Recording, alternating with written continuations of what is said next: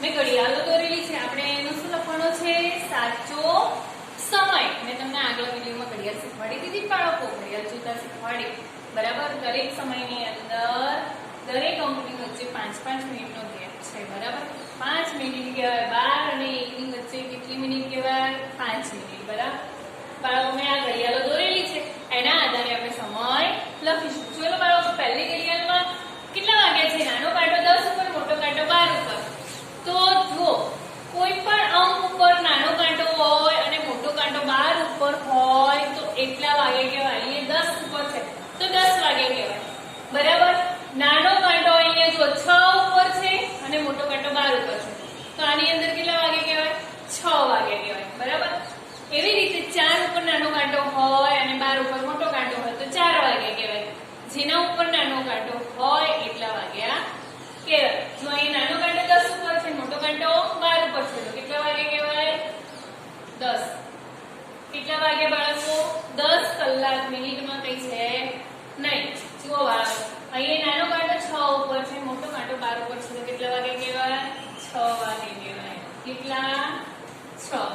એવી જ રીતે અહીંયા નાનો કાંટો 9 ઉપર ને મોટો કાંટો 12 ઉપર છે તો કેટલા વાગે કહેવાય? 9.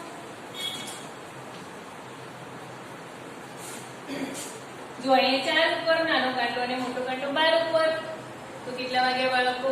4 વાગે કહેવાય. કેટલા વાગ્યા? 4. અહીંયા નાનો કાંટો 3 ઉપર, મોટો કાંટો 12 ઉપર તો કેટલા વાગે કહેવાય? જેના ઉપર નાનો કાંટો હોય એટલા વાગે તો 3 વાગ્યા, બરાબર બાળકો. અહીંયા જુઓ, નાનો કાંટો 8 ઉપર છે, મોટો કાંટો 12 ઉપર છે તો કેટલા વાગે કહેવાય? 8 વાગે કહેવાય. કેટલા? 8. ચલો હવે અહીંયા મિનિટો બદલાય છે. આટલા તો જે બધા ઉપર મોટો કાંટો કયો ઉપર હતો? 12 ઉપર. પણ હવે અહીંયા મોટો કાંટો મિનિટો ઉપર બદલાય છે. જુઓ બાળકો, અહીંયા નાનો કાંટો 4 અને 5 ની વચ્ચે છે અને મોટો કાંટો 6 ઉપર છે તો 6 પંચા 30 તો 4 ને 30 થઈ છે.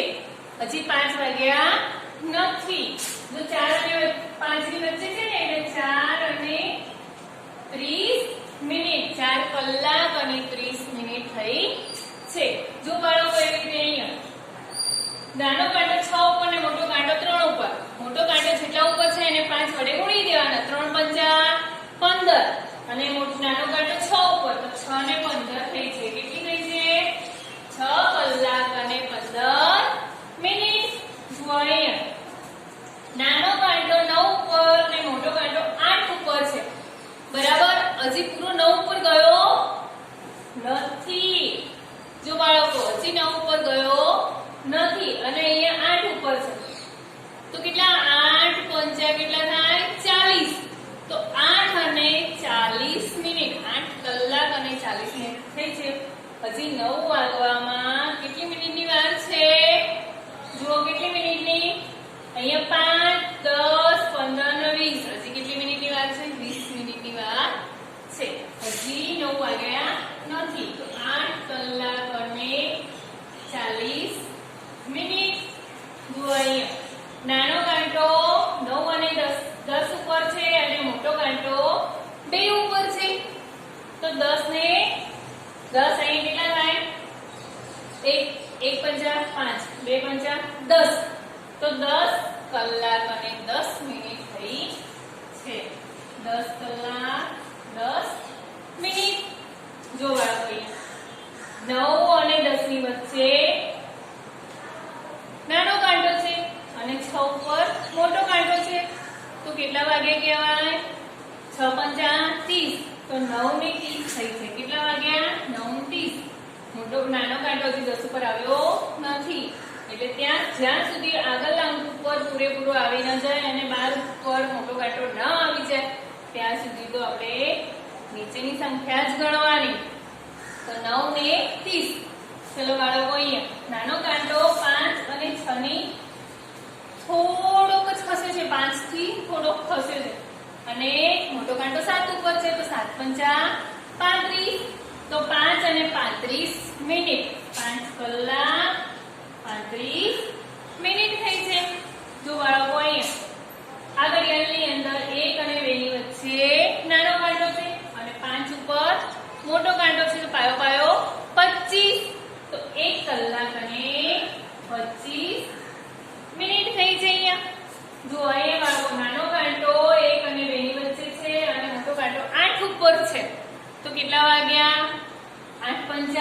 40 એટલે 1 અને 40 થઈ છે. 1 કલાક અને 40 મિનિટ બરાબર. 1 કલાક અને 40 મિનિટ થઈ છે.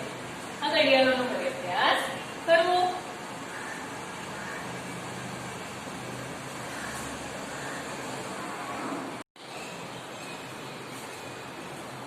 ચલો બાળકો, હવે આપણે દાખલા નંબર 8 શીખીશું. શું છે દાખલા નંબર 8 ની અંદર? સમય દર્શાવતા કાંટા દોરો. નીચે સમય લખેલું જ છે બાળકો. આપણે સમય નીચે લખેલું છે. આપણે એના આધારે આ ઘડિયાળોની અંદર શું દોરવાનું છે? કાંટા. ચલો પહેલામાં કેટલા વાગ્યા છે? 5:30.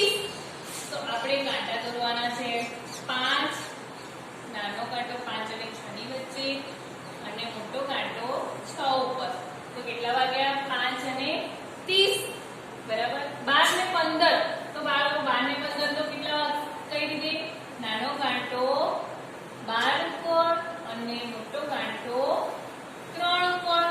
તો આને કેટલા કહેવાય? 12 ને 15 થઈ કહેવાય બરાબર. 4 ને 40.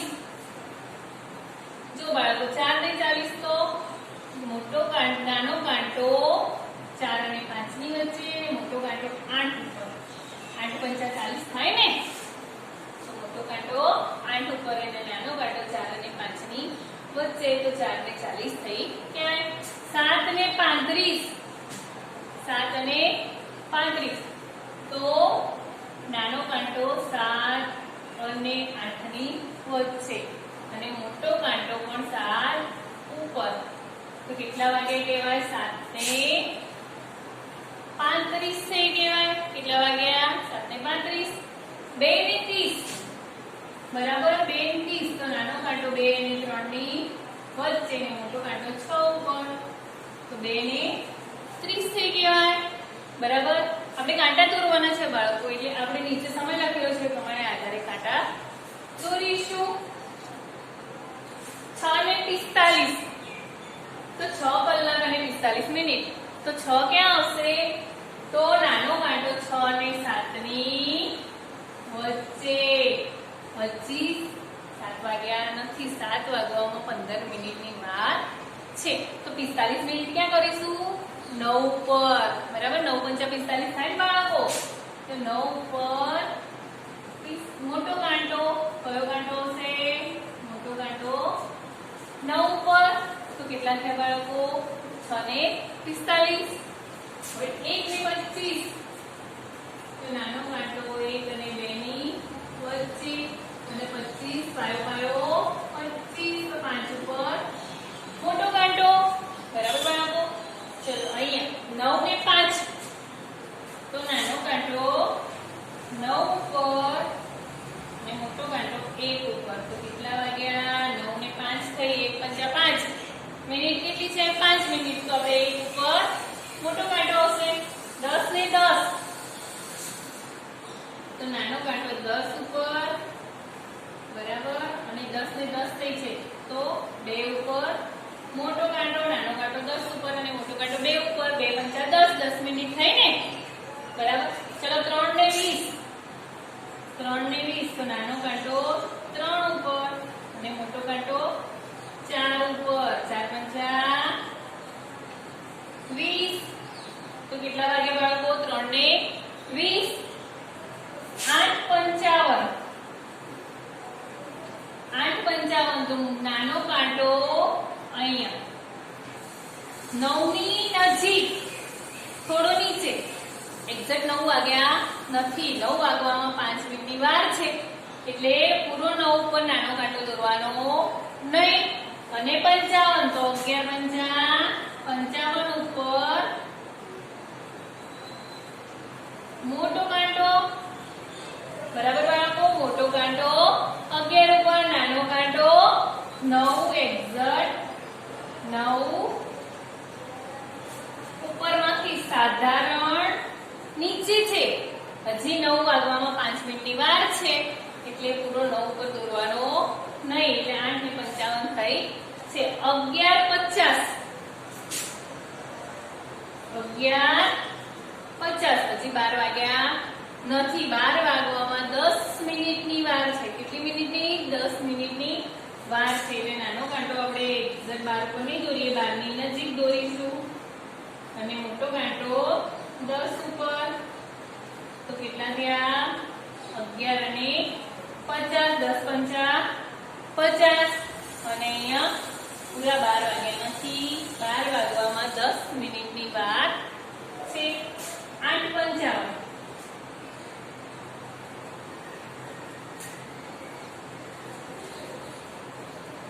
8:55 તો આવી ગયા ને આપણે 6:55 કરી દઈએ. આગળ 8:55 આવી ગયા છે એટલે ફરીથી 6:55 કરીશું. તો જો બાળકો 6:55 નો 6 એક્ઝેક્ટ 6 વાગ્યા 6 7 વાગ્યા નથી એટલે 7 ની નજીક દોરીશું. 7 વાગ્યા નથી, હજી 7 વાગવામાં 5 મિનિટની વાર છે. 6:55 થઈ છે અને મોટો કાંટો 11 ઉપર, નાનો કાંટો 7 થી થોડો નીચે અને મોટો કાંટો 11 ઉપર એટલે કેટલા વાગ્યા? 6:55. 7 માં 5 કમ બરાબર. એને બીજી રીતે એવી રીતે બોલાય છે 4:50. 4:50 હજી 5 વાગવામાં 10 મિનિટની વાર છે. 5 વાગ્યા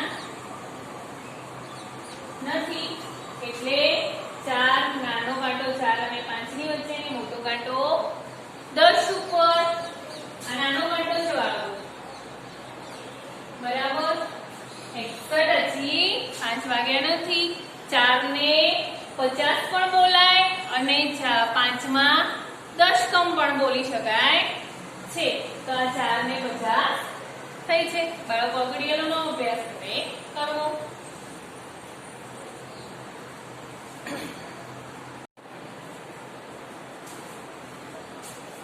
ચલો બાળકો આપણે થોડા વાક્યો જોઈ લઈએ બરાબર. આપણે એની સામે સમય જોડવાનો છે, લખવાનો છે, જોડકા જેવું જ છે બરાબર બાળકો.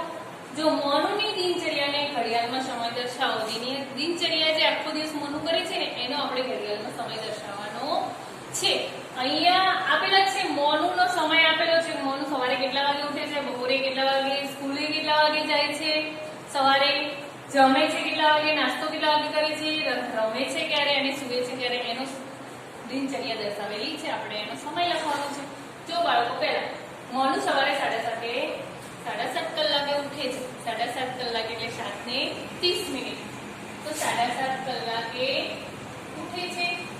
તો નાનો કાંટો 7 અને 6 ની વચ્ચે, મોટો 6 ઉપર બરાબર. 7:30 કલાકે ઉઠે છે. પછી 2 નંબર મોનુ સવારનો નાસ્તો 8:30 કલાકે કરે છે. મોનુ સવારનો નાસ્તો 8:30 કલાકે કરે છે. 8:30 કલાક ક્યારે થાય? તો આપણે 9 અને 8 ની વચ્ચે નાનો કાંટો અને મોટો કાંટો 6 ઉપર. તો કેટલા કહેવાય? 8:30.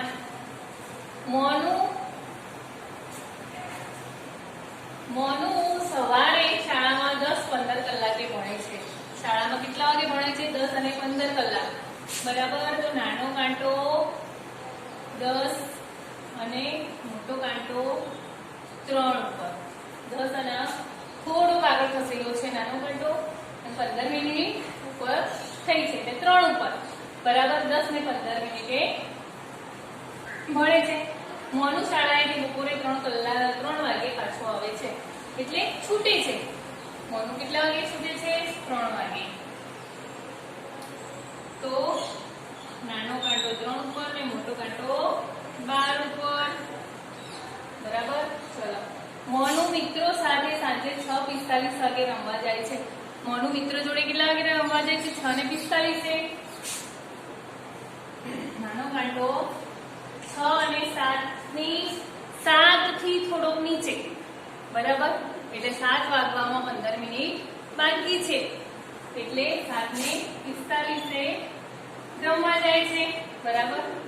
ચલો બાળકો અહીંયા મોનુ રાત્રે 10 વાગે સૂવે છે. મોનુ કેટલા વાગે સૂવે છે? 10 વાગે. તો આપણે કાંટા દોરીશું. નાનો કાંટો 10 ઉપર અને મોટો કાંટો 12 ઉપર. કેટલા વાગે સૂવે છે? 10 વાગે સૂવે છે બરાબર. આ મોનુની દિનચર્યા છે. આપણે એની દિનચર્યા એને અહીં સમય દર્શાવેલો છે આપણે એના કાંટા દોરીને એનો સમય સાચો સમય દર્શાવેલો